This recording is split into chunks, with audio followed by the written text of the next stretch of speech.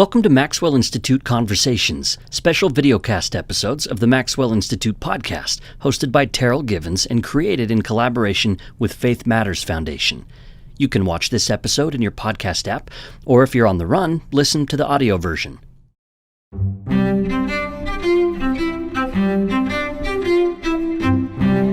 In this episode, Terryl Givens sits down with Stephen L. Peck, an award-winning author and scientist, one of the most bright and interesting Latter-day Saints you'll ever meet. For Peck, as for Givens, Mormons need not fear scientific research because it can be a wonderful avenue for getting more acquainted with God. We miss opportunities to see that what we think are stumbling blocks or challenges to our belief, if we would get out of the defensive mode and instead enter a more creative engagement with some of these realities as they exist and are made manifest in the world, that they lead upward and onward in really fruitful ways. But I'm sorry, that's a really important point because it's so true.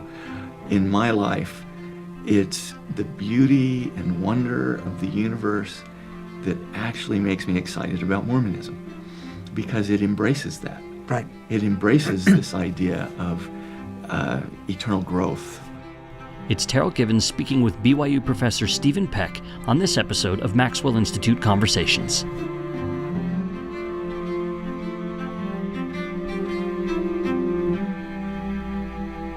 Hello and welcome to another conversation. My name is Terryl Givens and my guest today with me in the studio is Associate Professor of Biology at Brigham Young University, Stephen Peck, a fellow Tar Heel. Yes. And we go back a long ways. We do. We were in graduate school together. That's right.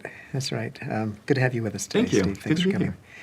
Steve, you're an ecologist, a philosopher of science, a novelist, an essayist. What am I leaving out? I watch a lot of TV, so.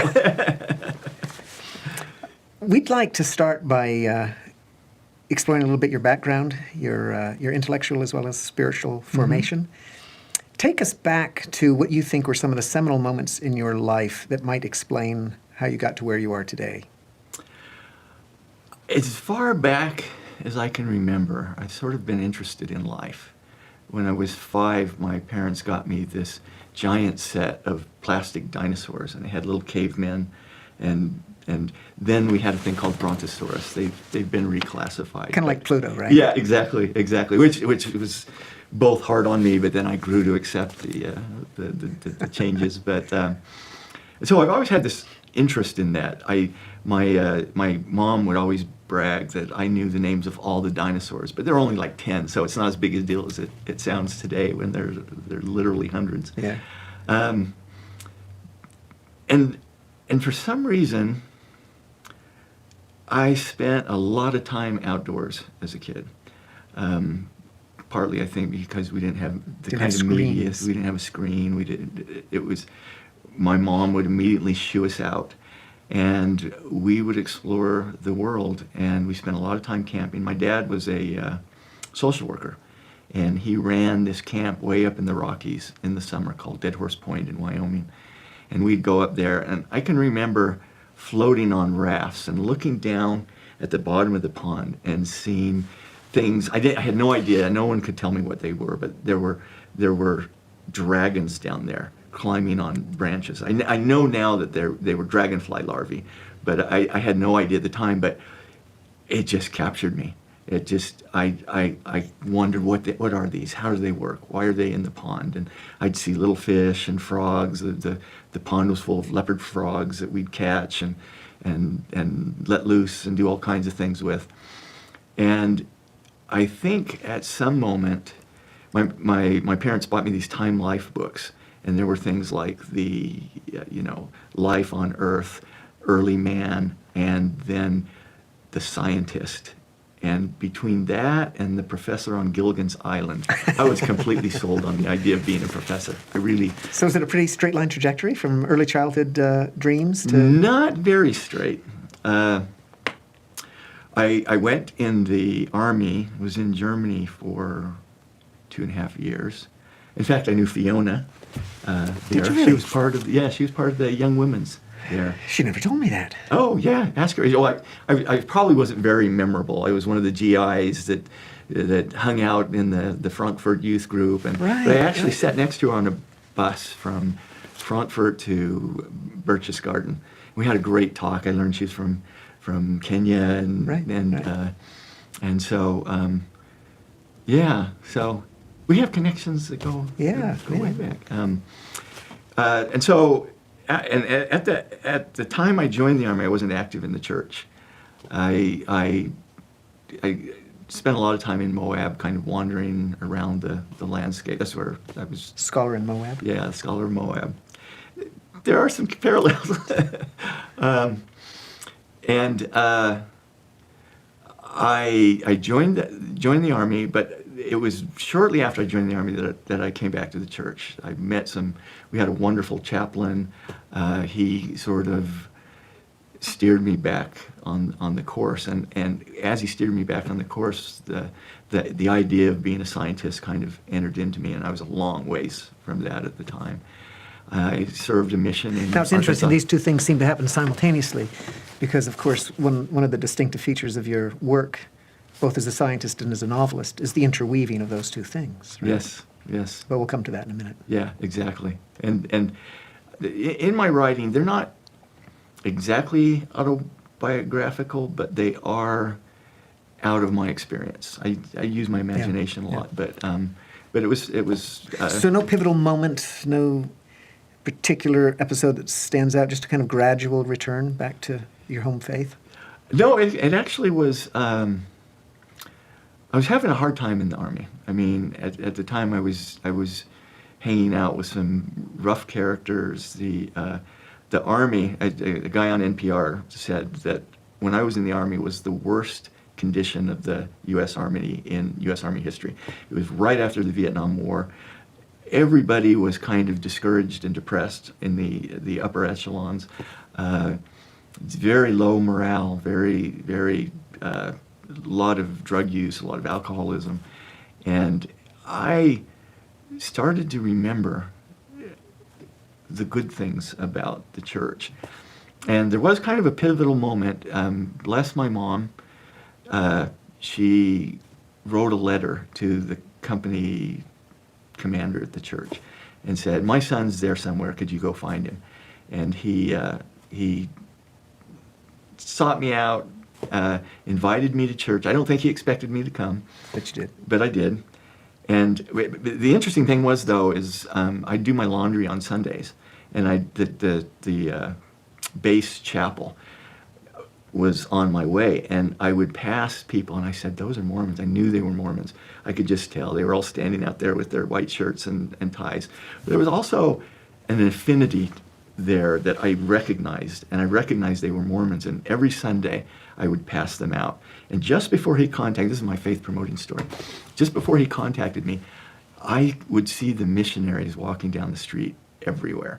I'd peek out of a window just randomly, and there would be the elders walking by. Or I'd step outside the barracks to go to the PX, and there would be the elders walking by.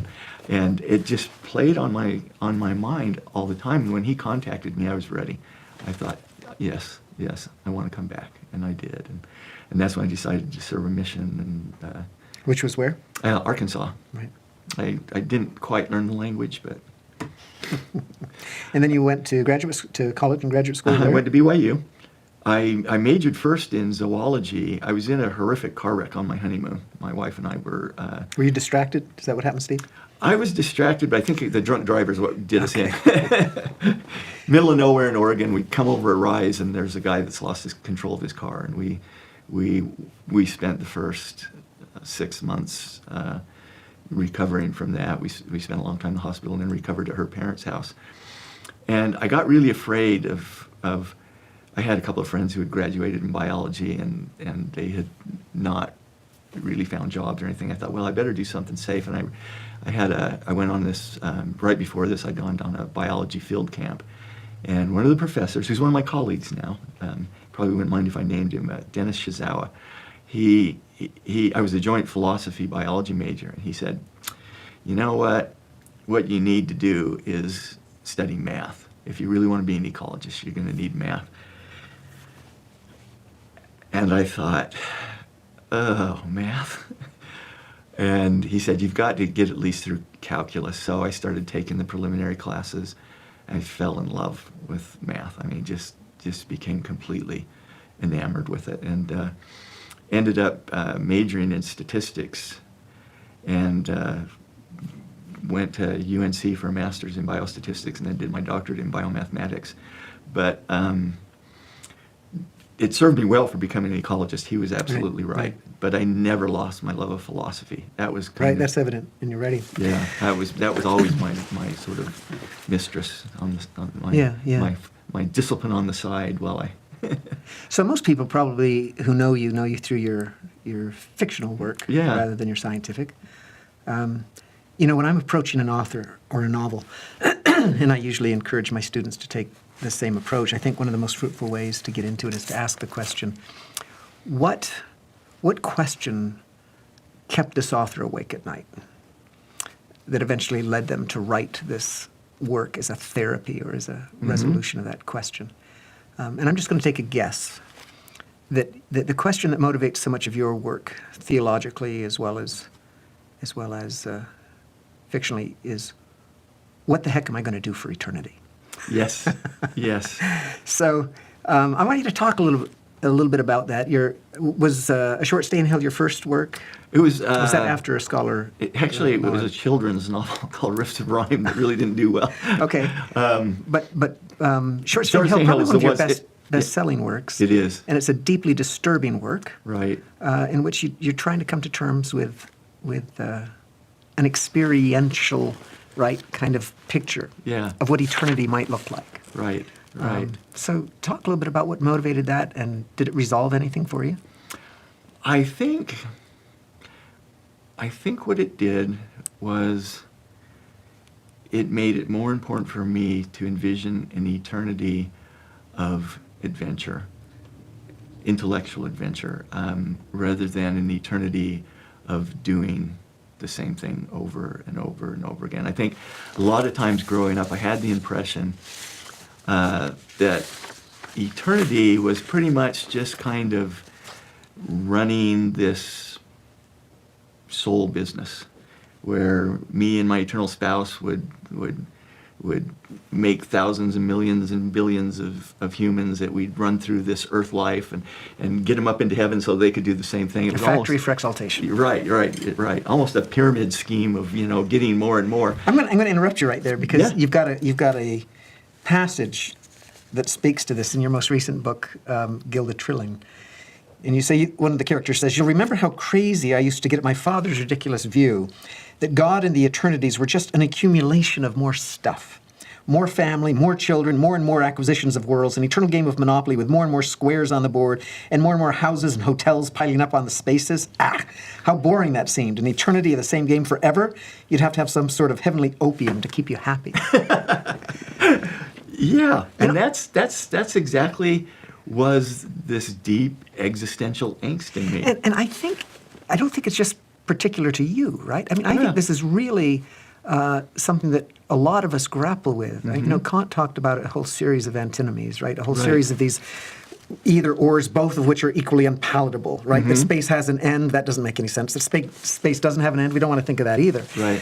And eternity is the same kind of thing. We don't want to think our existence comes to an end.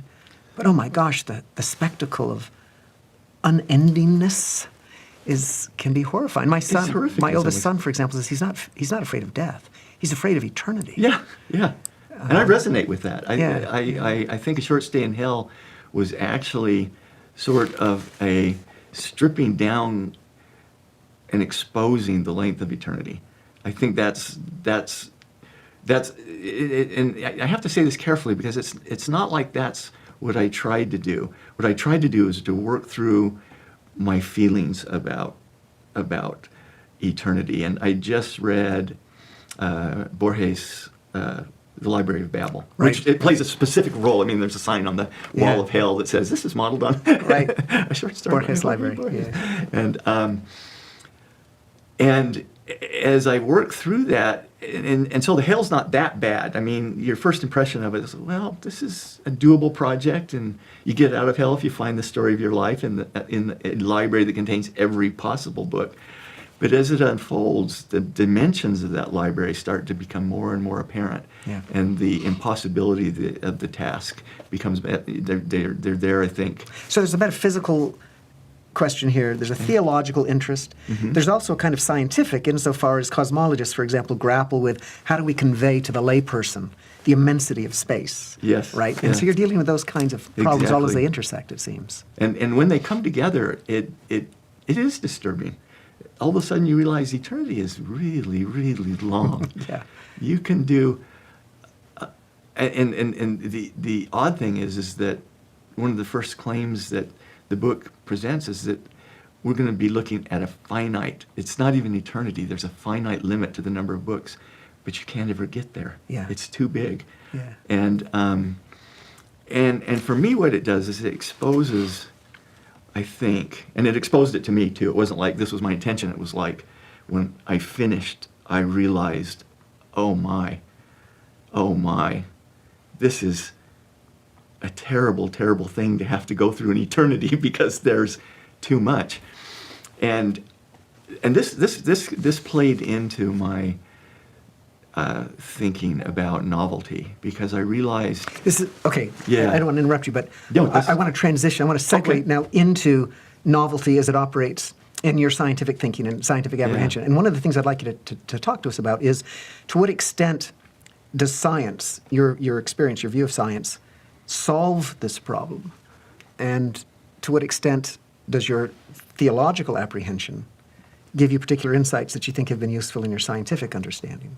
So how do they interact? Okay, let me start with the science part, because it was science, it was evolution that actually sort of helped me rethink what eternity might mean, and gave me kind of an escape from the horrors presented in a short stay in hell. I'm going to interrupt you again. No, please, anytime. Because this is what I want to draw some attention to what you're saying here. You take a concept like evolution, that for many people is a stumbling block to the faith. Yes. And for you, it becomes a catalyst to a richer and deeper engagement with the faith.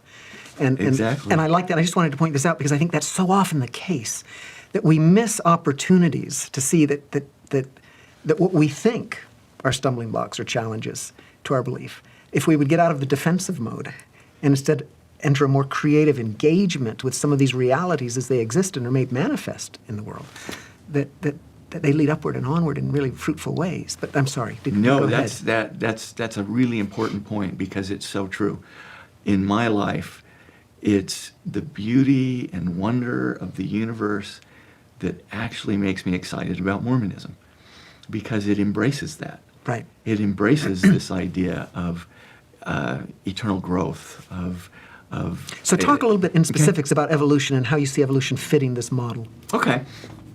So the wonderful thing about evolution is that it's wildly creative. Non-teleological. Non-teleological. Completely non-teleological. And yet, all this diversity of things starts to bubble up. And it's actually in the nature of the universe.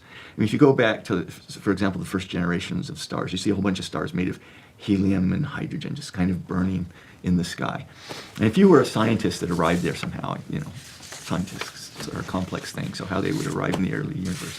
But we can imagine Doctor Who, for example, traveling back to the early universe. But if you didn't really know where it was going, you'd look at the stars, and you'd calculate how much fuel these stars had, and you would say, in so many years, these stars will all burn out, and we'll have a dark gray universe. Everything will go cold. Not knowing that when too much of this stuff gets together, and the massive gravitational forces will force fusion of these helium atoms and hydrogen atoms, you create heavy metals, and you create massive explosions that create rocky structures. So you just keep rekindling new processes. Right. So something new arrives in the universe that beyond these simple structures, all of a sudden you get added complexity in the universe. You get rocky planets. You get all in these second generations of sun. You have the opportunity for carbon and oxygen, two of these elements that get created in these massive explosions, to begin to recombine in really strange and wonderful ways. And once life shows up in the universe, it's off to the races, because life provides a mechanism for memory, so that structures that are created can have a structure that can be remembered by the next generation.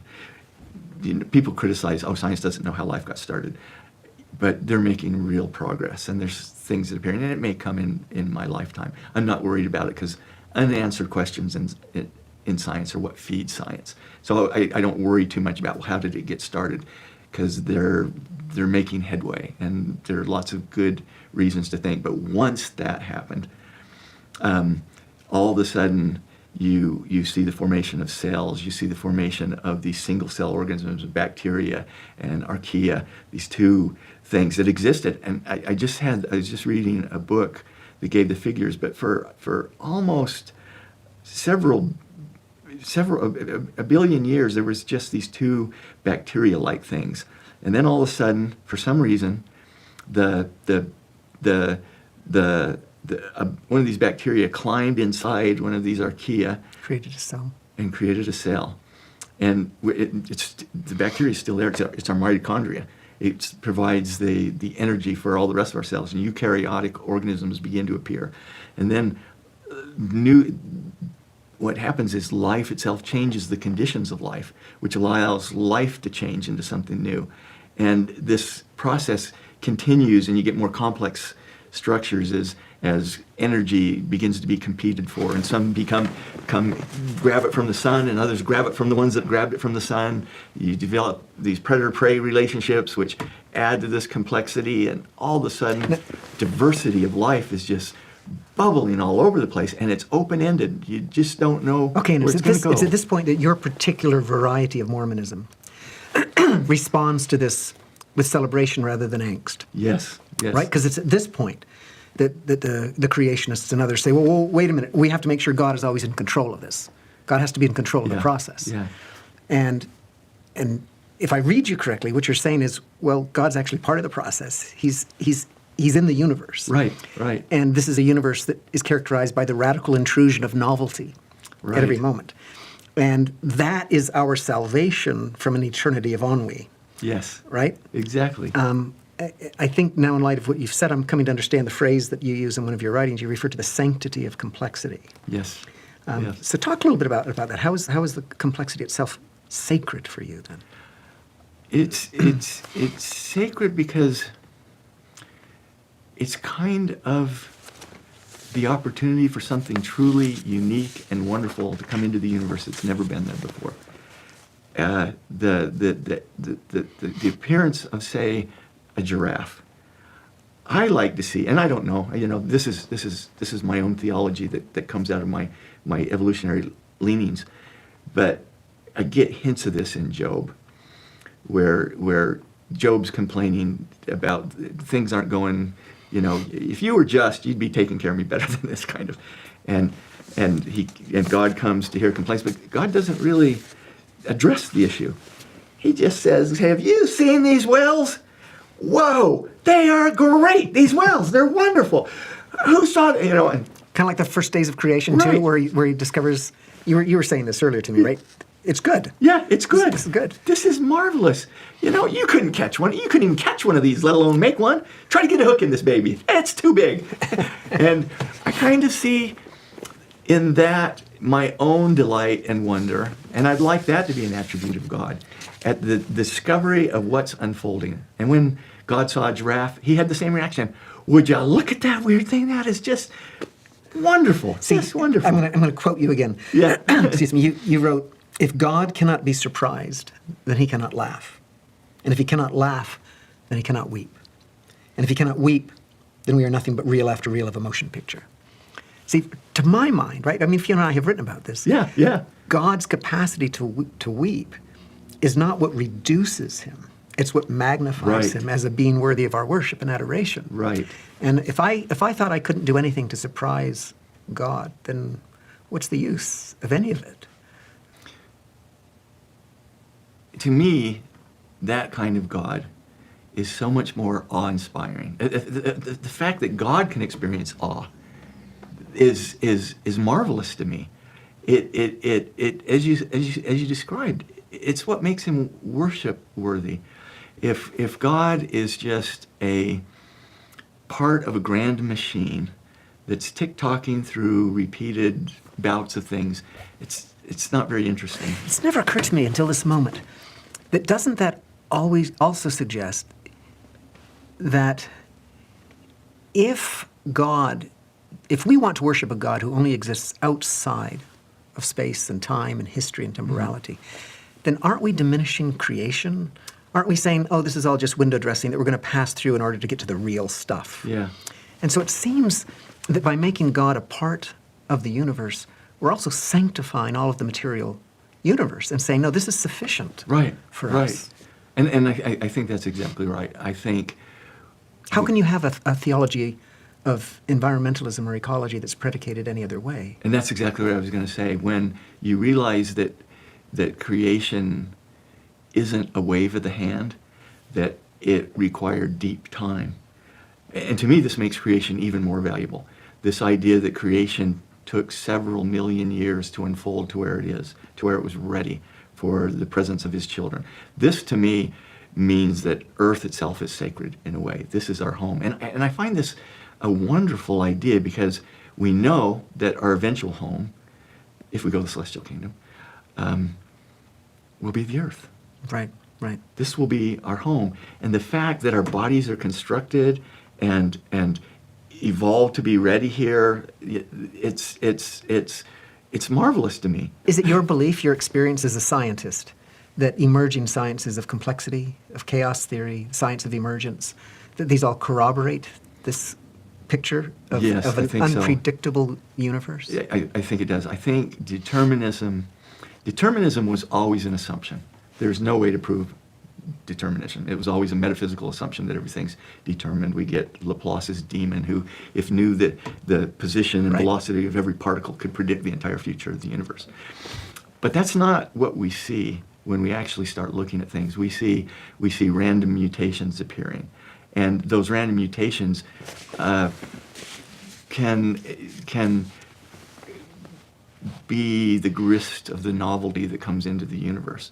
And this doesn't mean that there's nothing predictable, that it's random. I hear this complaint a lot about evolution, that everything's random. But it's not random because there's selective forces. It means something to want to swim in the water. If you're an organism and you're going to evolve to swim in water, you have to have certain features. You have to have a way of balancing your direction, powering your motion, all of these things. And swimming things have evolved multiple times on Earth in lots of forms. There's things that swim like squids or fish.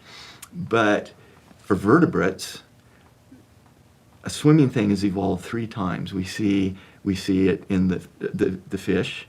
We see a dinosaur fish-like thing. If you saw an ichthyosaur swimming, it would look very much like a porpoise. It evolved the same kinds of fins, the same kinds of tail movements, except, mammals. And then mammals did it. So all 3 of these groups came out of the land, up out of the land and then into the water, except fish started in the water. So it's as if they each find their own solutions. Right. But they all have this similar variety. And there's an extreme example of that. There's a British biologist who's written this interesting book called Life's Solution, and he points out these kinds of convergence. And one of the most amazing is saber-toothed tigers. You have a marsupial saber-toothed tiger and a placental saber-toothed tiger, and they look very, very similar. Now, marsupials are things like kangaroos. They evolve from the entire marsupial line evolves from something very rat-like. It's a little opossum that, superficially you think, oh, that's a rat. And then genuinely placental mammals that were very rat-like too. So both of these things are moving through this solution space, trying things that survive are those things that work things better. So it's not utterly random. It's not utterly contingent. There's certain constraints that kind of direct the general course, which would explain, for example, how something humanoid might have been virtually inevitable, although Right. the particular... And that's Simon Conway's claim, actually, is that the subtitle of his book is Inevitable Humans in a Contrary to what Dawkins and others Right. have claimed, that if you replayed the tape, Yeah. it would be very Yeah. utterly different. Yeah. Now, it's possible, but if you're solving things that are similar, if you want to swim in water, you have to do certain things. Yeah. If you want to fly, you have to do certain things.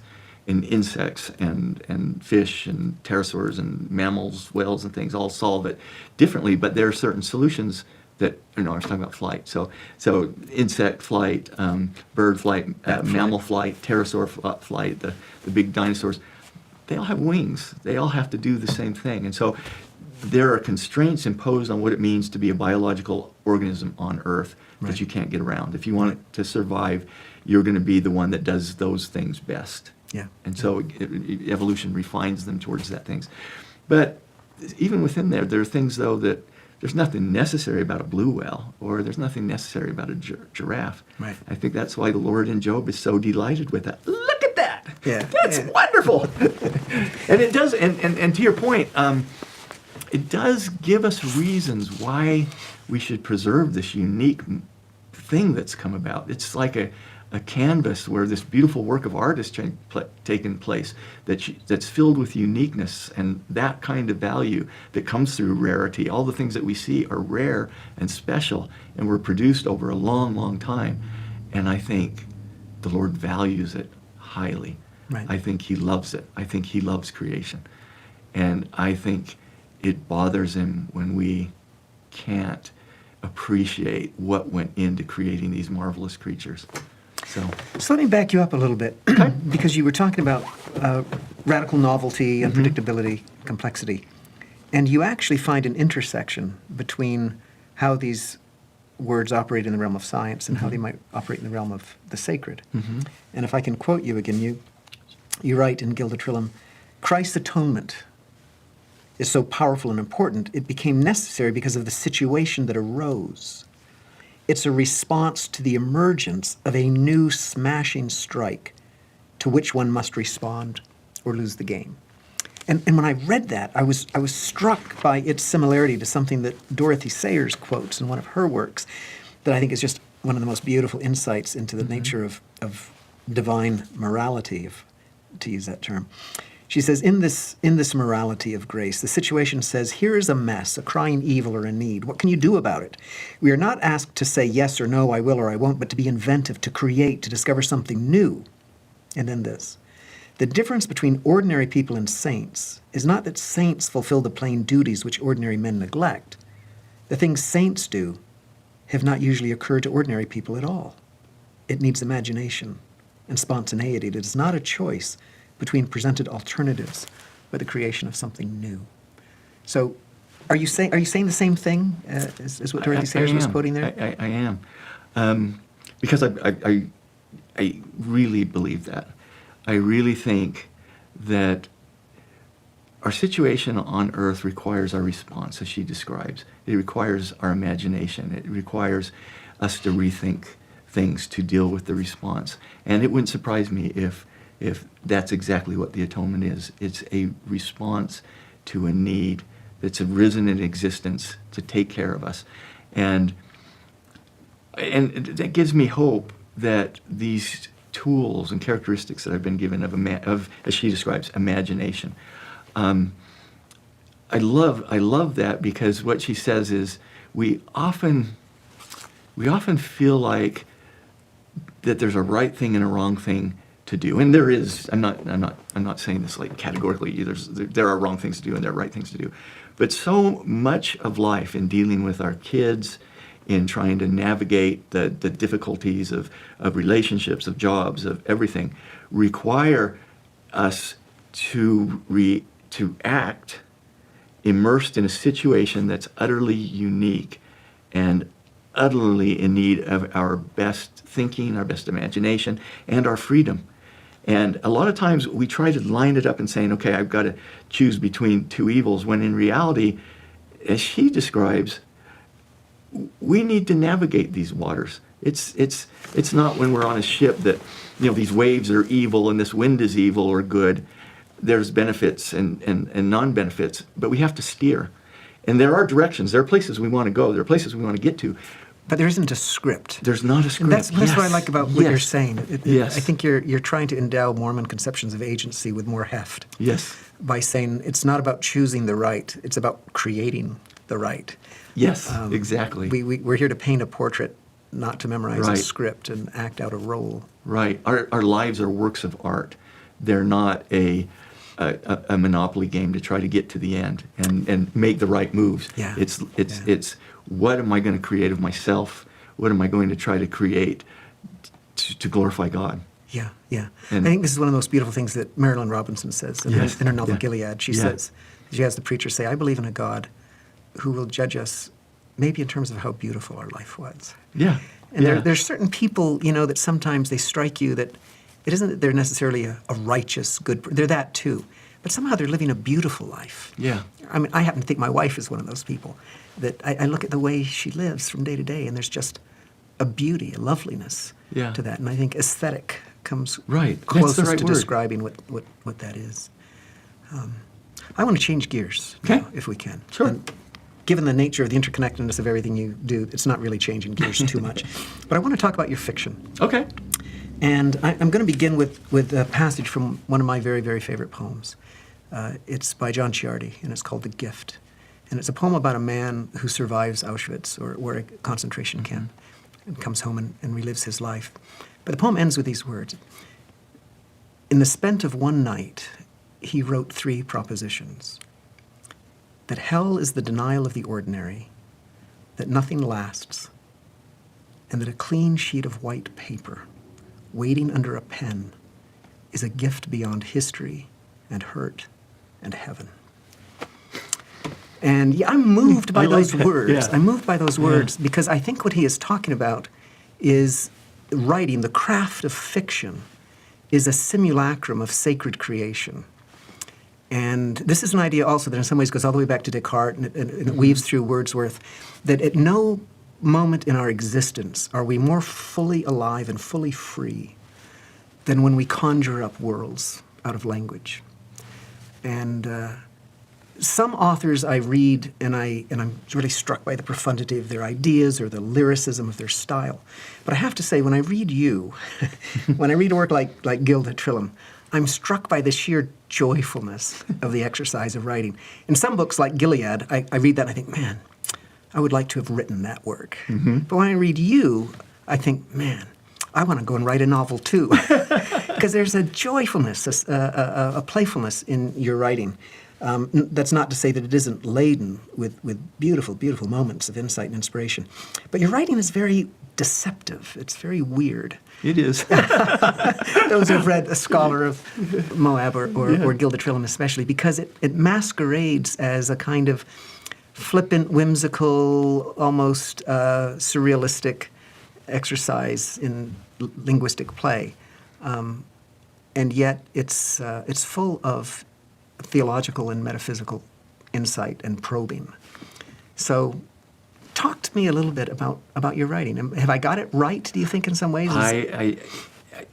I think it's a reflection of the joy that I take in writing. To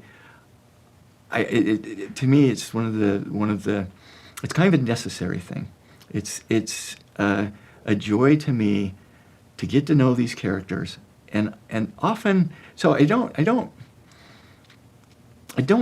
like do an outline and then map out where everything's going. I had the sense you don't. Yeah, no, I don't. I absolutely don't.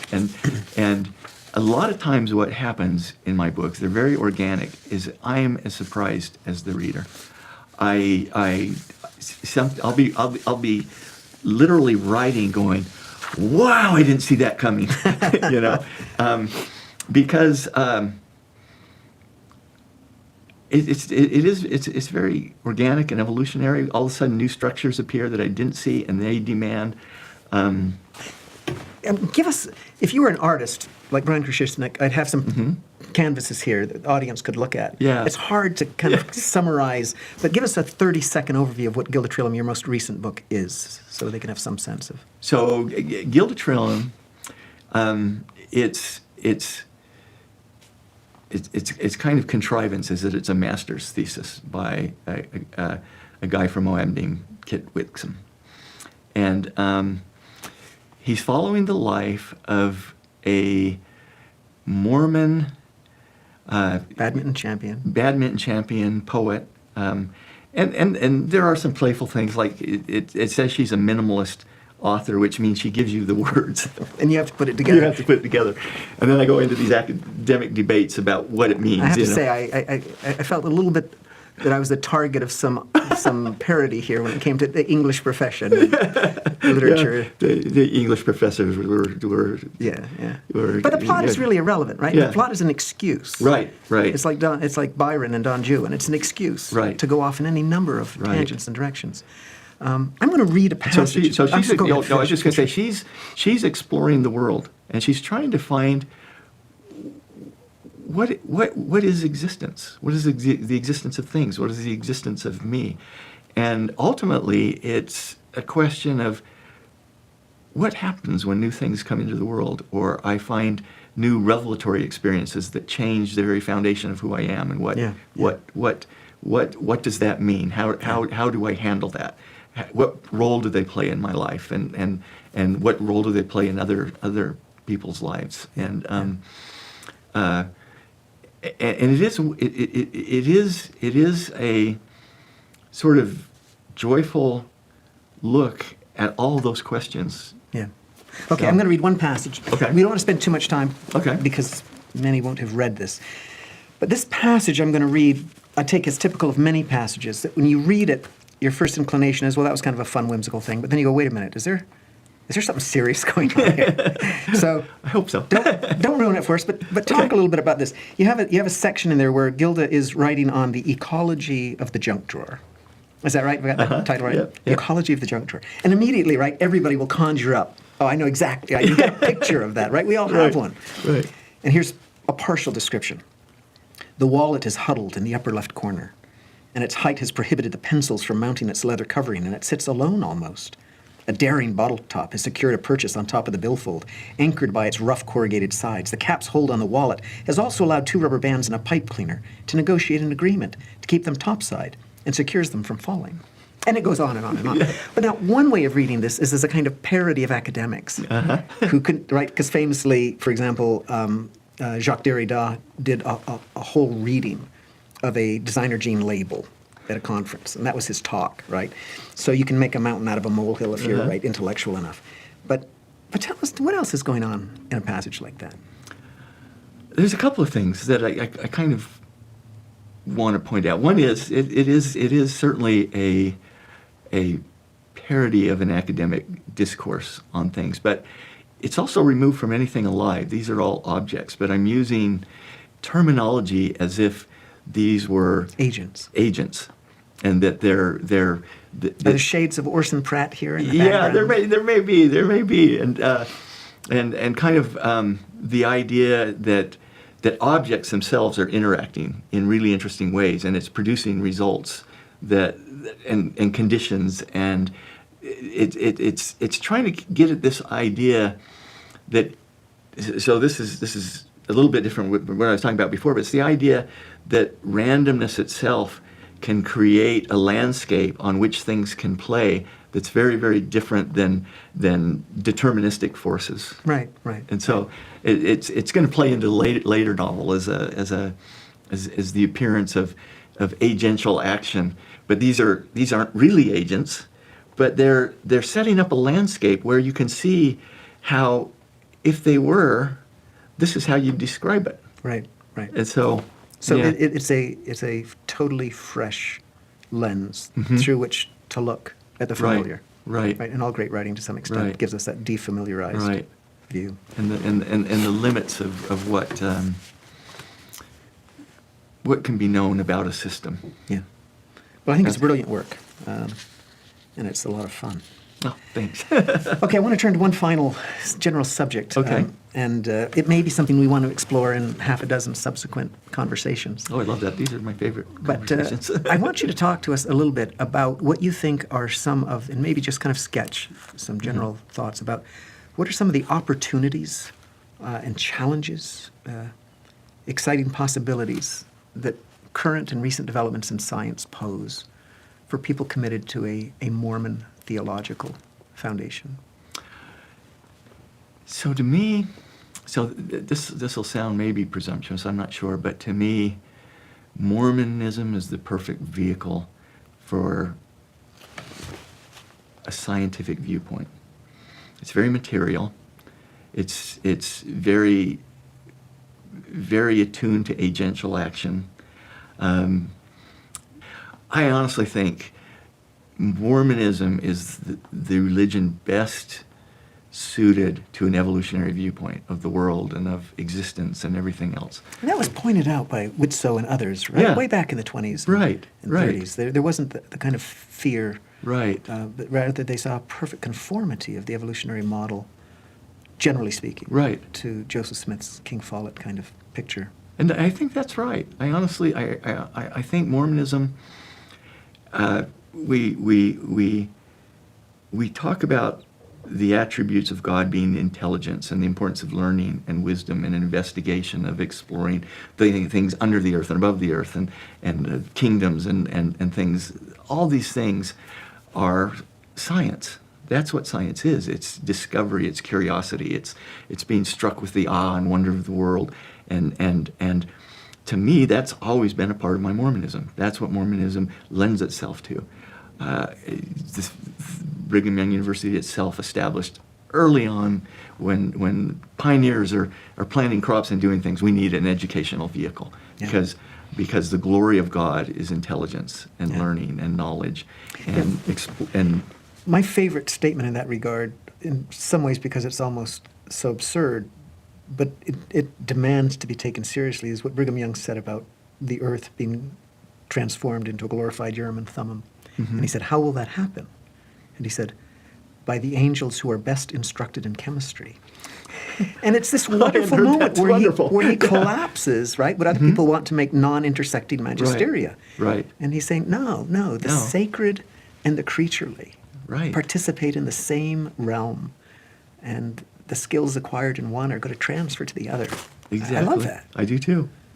And I think, and this is why I think Mormonism appeals to me so much, is that it just lends itself to being a scientist. I think that the things that I discover about the universe, the things that I've learned, the things that I study and look at, fill me with wonder, and I get that attitude of God when he looks at whales and says, look at that. That is so cool. Well, this is just the stuff you want to talk about. No, we're going to look at whales. Whales. Steve, this has been fascinating. Are there any concluding thoughts you want to leave us with on the nature of science and its relationship to Mormon and Latter-day Saint discipleship? I think one thing I'd like to add is there tends to be some fear about science. There seems to be some suspicions about science, because science is disruptive. It's going to take comfortable paradigms and maybe turn them on their heads. For example, the discovery of the Big Bang seemed to be a troubling notion, that life evolved when the reigning paradigm was that God kind of created it all at once in a day or two. And so that aspect of science, though, I think Mormonism can embrace better than any other religion, and also in the sense because it's part of the restoration. We're used to the idea of continuing revelation. We're used to the idea that we need to change our minds from time to time as new information comes in. That's a good point. This is what scientists do. If we're flooded with new information, there's always a few holdouts. It's a complex process. For example, the continents slide around on Earth. For a long time, that was an absurd notion by our current understanding. There was no mechanism that could move continents. Yeah. And the old geologists Resisted that tooth and nail. And even though they'd see things that were perplexing, like you go down to a certain level and the strata of Africa and South America start to match up really nicely. But there was no mechanism to get them together or apart. And so you can imagine, well, maybe there was some big thing there that eroded away. But all of a sudden, people began to realize there is a mechanism. When we drill into C cores, we see that it's spreading or collapsing, and all of a sudden we have a conveyor belt that's moving continents around. And scientists have to change their minds. Sometimes it's really hard for scientists to change their mind, and they'll hold on to these old paradigms. But when science really starts to hone in on something that's being supported by multiple data sets and being sort of our best thinking, it's time to pay attention. And sometimes this can be a hard aspect. I love what you say about the restoration should suit us particularly well to an openness, a disposition to expect continually evolving, shifting paradigms of greater light and knowledge and understanding. My two favorite expressions in this regard from Latter-day Saints. One is from I think Henry Eyring, the senior, right? The Lord will never require you to believe anything that isn't true. Yeah. And if we would just remember that. And the second, I love that. deep, profound wisdom from Elder Holland. Just take a deep breath. Yeah. Right? He said this to people who get so worried about challenges to traditional models. Just relax. Yeah. Just relax. We're not going to have to accept anything that isn't true. And let things unfold. We get in a hurry. I think we want all our truth all at once. Yeah. And sometimes in science we don't find the answers for a long, long time. Well, the restoration wasn't an event, right? Right. It's a process. It's ongoing, yeah. It's ongoing. It's part of science. Yeah. Okay, final three questions. Okay. What do you think as a people we're doing well at this particular moment? What I see that I'm excited about is the openness to investigation and exploration in things like the gospel topics essays. This is a series of, I think, 12 or 15 essays written by scholars, linked on LDS.org, where they address some of the most pressing issues and questions about Joseph Smith's polygamy, the priesthood ban, these other issues. Exactly. And I think that's been very, very healthy. That actually models how science works. Right. You open the investigation and ask, what have we learned in the last years that shed new light on this problem? And it may be that those will be an ongoing document as we learn more, as we understand more, and they should be. Right. Science itself, in a way, is a living text that's never really settled. It's not something that we've arrived at the truth. It's constantly in motion and refining and asymptotically approaching things that are settled enough that they're not going to change. The probabilities get so low. I always tell my students that science teaches us how to bet.